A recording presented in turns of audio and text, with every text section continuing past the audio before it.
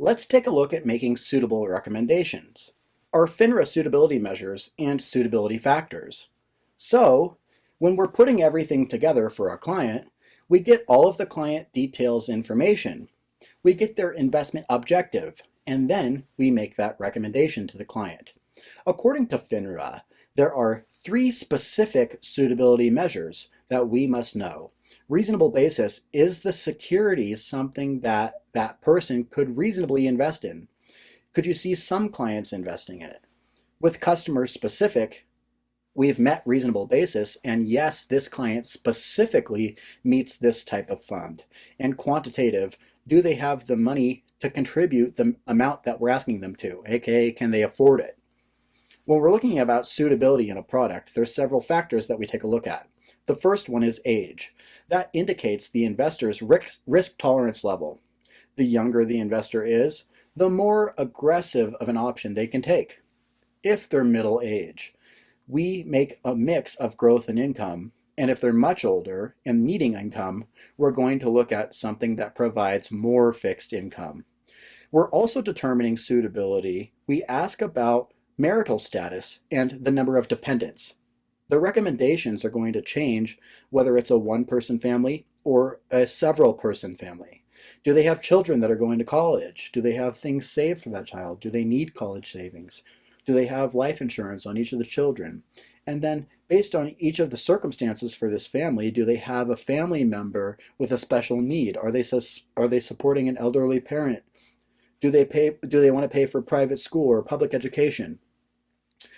Also, when looking at suitability, we want to know the investor's investment experience and their product knowledge. So most firms use a self-evaluation form with their clients, and it has 4 categories: none, limited, good, and extensive investment experience. So you can go anywhere from like a first-time investor here to a seasoned investor.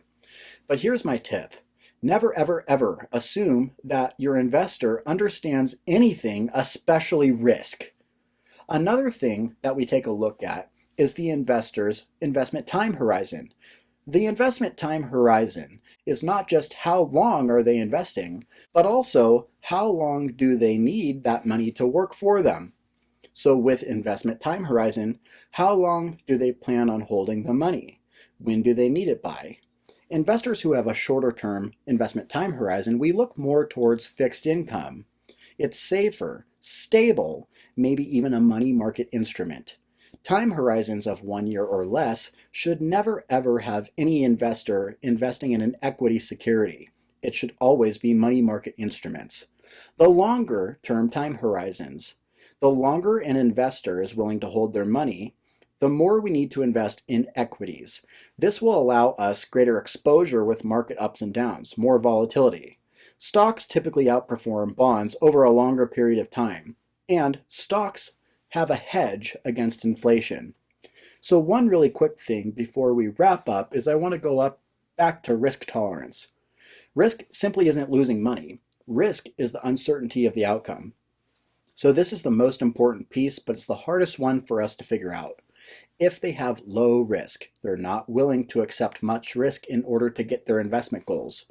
But if they have a higher level of risk, they're willing to take on more risk, more volatility in order to potentially hit their target investment goals. So the greater the risk, the greater the reward over time. But being able to assess an investor and make sure that they can tolerate that risk is very, very important. During this session, we've talked about making suitable investment recommendations. We've also looked at FINRA suitability measures and suitability factors. This concludes our session. Go over to millionairesintraining.com and take our practice exam simulations. We've put together an unparalleled learning experience for brand new people to come in and pass their securities licensing exams fast. I look forward to seeing you in our next video. I'm Colin Kleck, signing off, representing millionairesintraining.com. I'll see you in the next one.